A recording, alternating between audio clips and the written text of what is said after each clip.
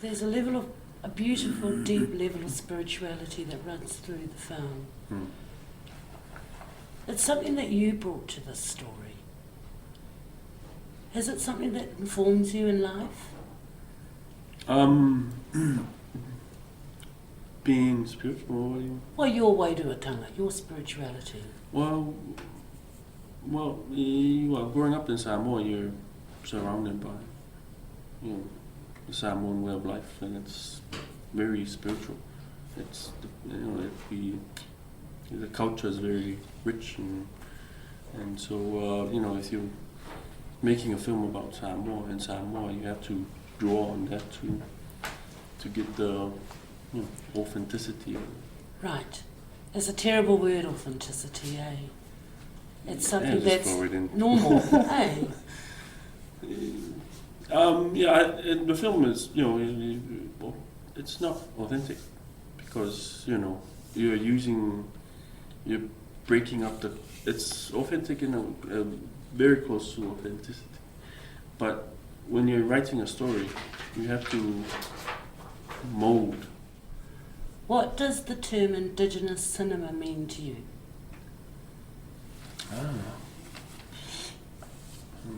I guess it all comes down to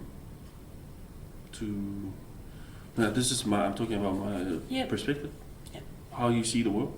Yep. Because the person in New Zealand or in Samoa sees the world differently from someone in the States or in Europe. So it's how you see the world you're in and the world outside, and because it's going to be different. Sarah from Fresh Crew Radio in Brisbane, congratulations on the success of Ole Tulefale. How do you maintain the integrity of the culture in your writing and in your films? Which is... I guess, I grew up in Samoa, and I've seen enough to understand, I've been around to understand the culture, and so whatever it's, I bring the whole, I bring the whole culture into a film, and then, if this makes sense, and then I just maneuver it just a bit and mold it so that it fits the film style, and film fits a narrative, a story. How to say it? Story. How to convey a story.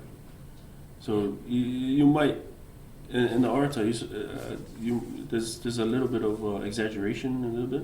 Yeah. A little bit of missing, but it's very true. That's the whole process of getting a title. It's just that you have to do shortcuts, and if that's what she means about losing the integrity of the culture.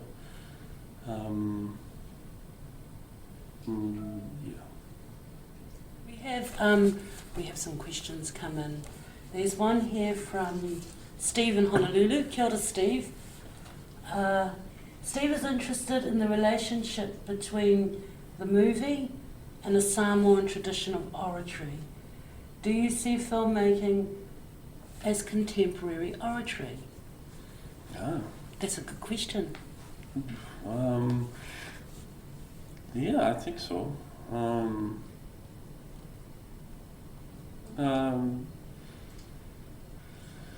Yeah, I think it sort of, like it's brings out your it's a way your culture can speak out to the world, and I think it is. Now, Kevin from Melbourne has a really lovely question. The Orator has a lot of silence in it. Is that an important part of making a film? Does it create a particular experience? I've always, I'm not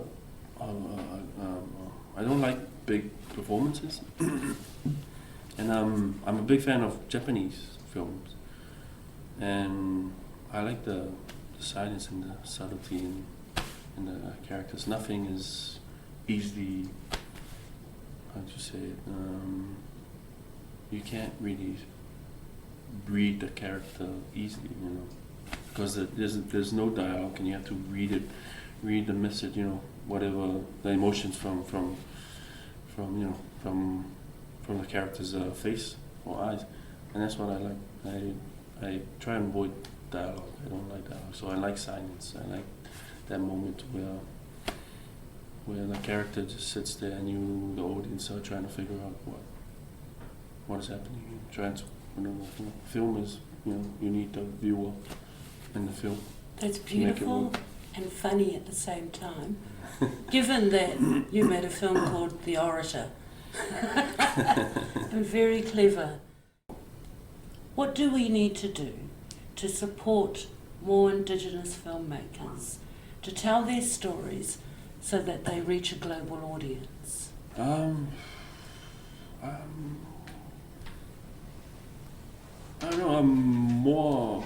I think like in New Zealand, the support you have for different voices, is pretty good. I know.